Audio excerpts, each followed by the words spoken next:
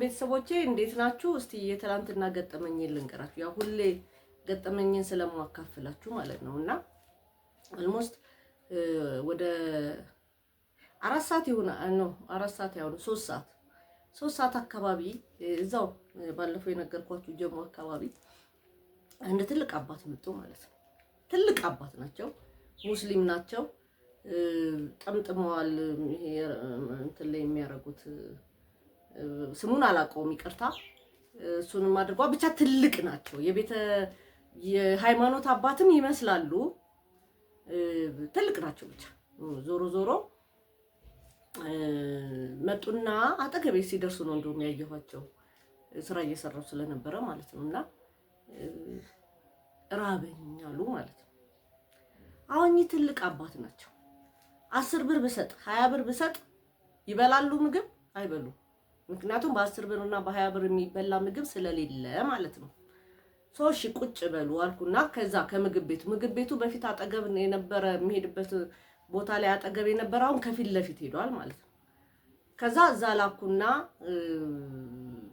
ሽሮ እንዲሰሩላቸው ማለት ነው። ከዛ መጡና ልጆቹ ሽሮ አይደርስም አሁን ፍርፍር እንስራላቸው አሉ። እሺ ፍርፍር ስሩ አልኳቸው።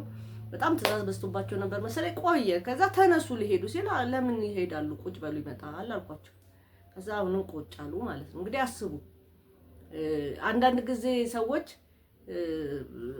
ሲጠይቁን ሳንቲም እንሰጣቸዋለን። ያ ሳንቲም ግን ምናልባት ተጠራቅሞ ሊሆን ይችላል እንጂ የሚበሉበት አይበቃም። ዛሬ 10 ብር ብንሰጣቸው 140 ብር ወይ 150 ብር ለመድረስ ወደ 15 ሰው መስጠት መቻል አለበት ማለት ነው። ያን ደግሞ እኚህ ሰውዬም ላያገኙት ይችላሉ። ከዛ አሁንም ዘገየና ሰው ላኩ። ምንድነው የዘገየበት?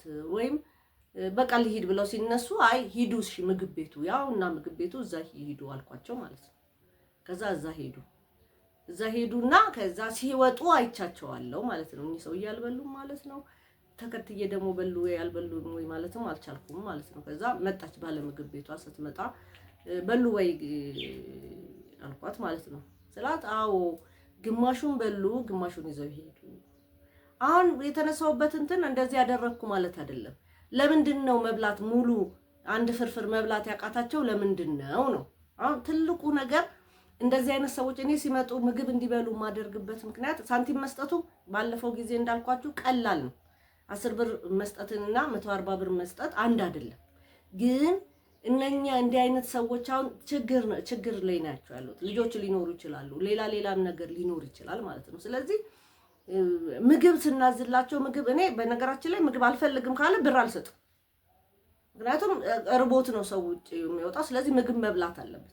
ምግብ ሲበላም ነው ሌላም እርዳታ መጠየቅ የሚችለው። ምግብ ካልበሉ ግን እርዳታም እኮ መጠየቅ አይቻልም። ወደቅ እኮ ነው መንገድ ላይ። ስለዚህ እንደው ገንዘብ መንገድ ላይ የምንሰጥ ሰዎች ገንዘቡን ትተን ራበኝ ለሚል ሰው ምግብ ብናበላቸው። አሁን መብላት አቃታቸው። ትልቅ አባት ናቸው ብያቸዋለሁ። ግን ምግብ ሳይበሉ ከርመውም ሊሆን ይችላል፣ ብዙ ጊዜ ቆይተውም ሊሆን ይችላል። ስለዚህ መብላት አልቻሉ። ብዙ ጊዜ አይቻቸዋለሁ። እንደዚህ አይነት ሰዎች ምግብ ብሉ ሲባሉ አይበሉም፣ መብላት አይችሉም፣ አንድ ምግብ መጨረስ አይችሉም።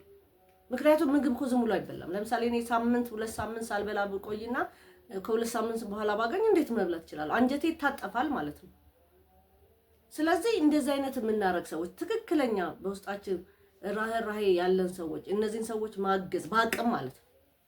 ለምሳሌ ያለው ሰው 140 ሺህም ሊሰጥ ይችላል፣ ሌላም ሊያረግም ይችላል። ግን ማለት ከኛ አቅም በላይ ያልሆነውን ነገር ግን በእንደዚህ አይነት መልኩ ብናበላቸው ማለት ይሁን። ዛሬ እኮ የበሉት እኚህ ሰውዬ አሁን ትላንትና የበሉት እስከ ማታ ሊያቆያቸው ይችላል፣ እስከ ነገም ላያገኙ ይችላል። እነዚህ አሁን 5-10 ሳንቲሙ ተለቃቅሞ ማታ ነው እኮ ሙሉ የሚሆነው አይደል እንዴ? እንደው ልብላበት እንኳን ቢባል ቤተሰብ ሊኖር ይችላል፣ ሌሎች ነገሮችም ሊኖሩ ይችላሉና እንደዚህ ብናደርግ ብዬ ሐሳብ ላቀርብላችሁ ነው። ሌላ ደግሞ ልክ ማታ ላይ ስወጣ መሽቶ ነበር፣ ወደ 2 ሰዓት ምናምን ይሆናል።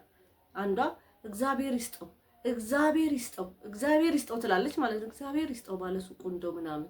ከዛ መለሰው አልኩና ምን አግኝተሽ ነው አልኳት ማለት ነው። እንዴ እኔ ግማሽ ኪሎ ሽንኩርት፣ ግማሽ ኪሎ ድንች፣ ግማሽ ኪሎ ምናምን ልገዛ ወጣ አለች። ህፃን ልጅ ይዛለች፣ አንድ 5 ዓመት ምናምን ልጅ ማለት ነው። ባለሱቁ 1 ኪሎ አርግላት ብሎ 1 ኪሎ ሽንኩርት፣ 1 ኪሎ ድንች፣ 1 ኪሎ ምናምን ሲሰጠኝ ነው አለች። ከዛ ከኪሴ ነበርና 200 ብር አውጥቼ እንኪ ያመሰገነ ይጨመርለታል ብዬ ሰጥቻት ሄድኩ። በጣም ቀደስ አላት ህፃን ነው አለች። ምክንያቱም ጨው እንኳን ከሌላት ደግሞ ትግዛበት ብዬ ማለት ነው። እና አንዳንዴ መንገድ ላይ የሚገጥመንን እድል ተጠቀሙበት ነው የምላችሁ፣ ተጠቀሙበት። ሌባ መንገድ ላይ ከሚሰርቃችሁ እንደዚህ ለራቦ እየሰጣችሁ እነሱ ቢጠቀሙበት ይሻላል። መቼም ሌባም ያው አንዳንድ ጊዜ ነው የምለው ነገር አለ። ኪስ ውስጥ ሴጣን ካልጠቆመው ኪስ ውስጥ ብር እንዳለ እንዴት ያውቃል ታዲያ? ኪስ ውስጥ ያለውን ብር ደግሞ ሴጣን እንዳያውቀው በምን ትሸፍናለህ መሰለህ? አንተ ካገኘው ላይ አስራት ለቤተ ክርስቲያንህ መስጠት፣ በኩራት መስጠት፣ እንደየሃይማኖታችሁ በየሃይማኖታችሁ ላይ የሚሰጥን ነገር ማድረግ ነው፣ እግዚአብሔር እንዲሸፍነው ማለት ነው። እና አንዳንዴ እኛም 100,000 ብር ይዘን በባስ የምንሄድ ሰዎች ነን አይደለ? ለታክሲ 10 ብር አሁን አክቹአሊ አሁን ነው እንደውም 10 ብር እኮ ታክሲ የሆነው እንጂ በፊት እኮ 5 ብር ምንም የሆነ ብር ከ40 ምናምን ሁሉ አስታውሳለሁ እኔ በኔ ዘመን ማለት ነው። እና አንዳንዴ መረጋጋት ያስፈልጋል። መንገድ ላይ ለኛ ጥቂት ምንም ያልሆነችዋ እንደዚህ በየቦታው የምንጥላት ነገር